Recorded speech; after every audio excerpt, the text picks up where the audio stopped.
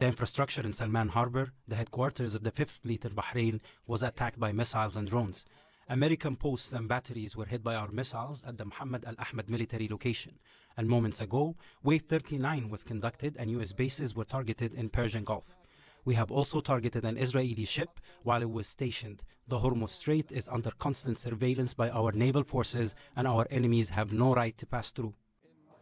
Mohammed Val is live for us in the Iranian capital. Mohammed, we've heard from Beirut, we've heard from Amman about what's happening in Israel and what's in Lebanon. Bring us up to speed on what's happening there tonight in Iran. Well, here in Tehran, it's calm for several hours now. We don't have reports of fresh strikes in any area of Iran. We don't understand, but maybe we will have information anytime soon. But we know that the rhetoric and the statements are successive from the leadership here about what's happening, comments on everything, including the alleged strike on an oil depot or an oil facility in southern Oman. The President Pezeshkian talked to the Sultan of Oman about this, and he promised an investigation in this. Remember that since the beginning of this conflict, there was no single statement in which the Iranian leadership owned any attack on oil facilities, particularly in Oman. And there is also we also had an interview with the Deputy Foreign Minister Vahid Jalalzadeh, who told us that at times we see that the Americans and the Zionist regime engage in certain provocation acts. And he even said that just as a few days ago in some countries of the Persian Gulf, Mossad spies were arrested while attempting to plant bombs in those countries.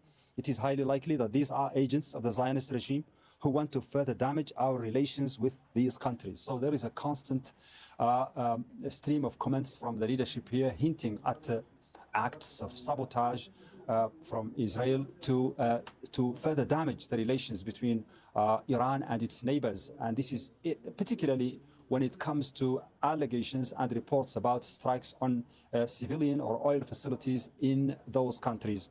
Regarding the broader picture of prospects of peace, the Iranian president also had a phone conversation yesterday with the Russian president and today with the Pakistani prime minister, in which he said after that in a tweet that he laid out 3 conditions for Iran to accept an end of this situation.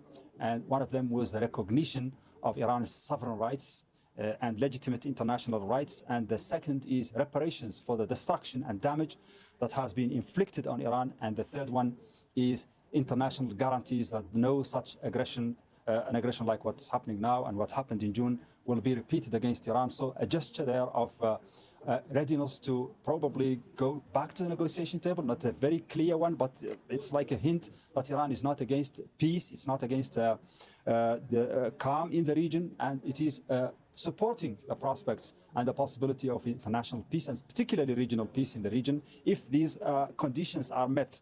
But remember that the Iranian president is right now the only voice of reconciliation, the only one who is talking like this in the country.